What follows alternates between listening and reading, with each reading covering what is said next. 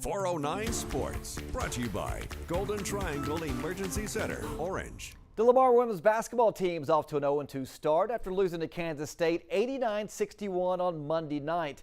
Tonight marks the final game of a three-game road trip as the Cardinals paid a visit to historic Allen Fieldhouse to face the Kansas Jayhawks.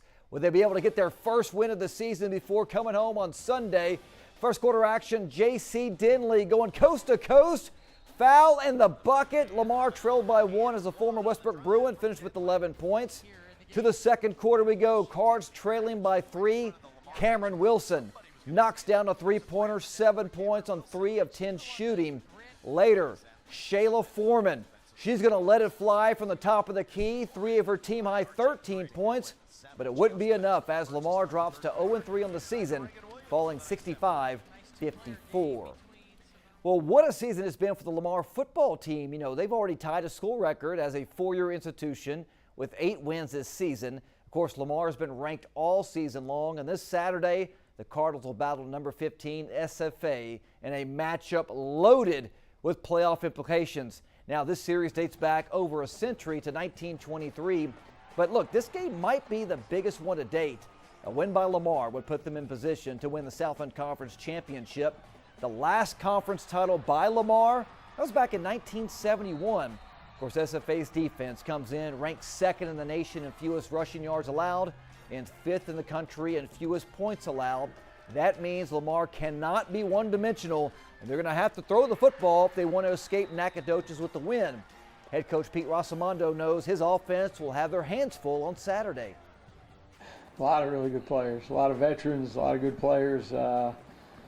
They got one of the best corners in the country in Demings, and they got a defensive end, number 2, who's a really good pass rusher. He's dynamic and he's good against the run too. So I think those, they're going to present some challenges for sure in the way we play offense. And they put big people out there and dare you to run the ball, and that's the strong suit. So something's got to give. Hey, well, in case you missed it, former Westbrook Bruin Earl Dotson has been selected to the Green Bay Packers Hall of Fame. Dotson will be inducted at a banquet on July 30th, 2026 at Lambeau Field. Of course, Earl was drafted with the 81st overall pick in the 3rd round out of Texas A&I. He played for the Packers for 10 seasons, starting in 2 Super Bowls.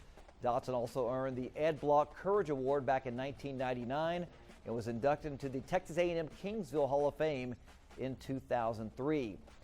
Well, Beaumont United's Athian Renfro is the leading rusher for the Southwestern Athletic Conference.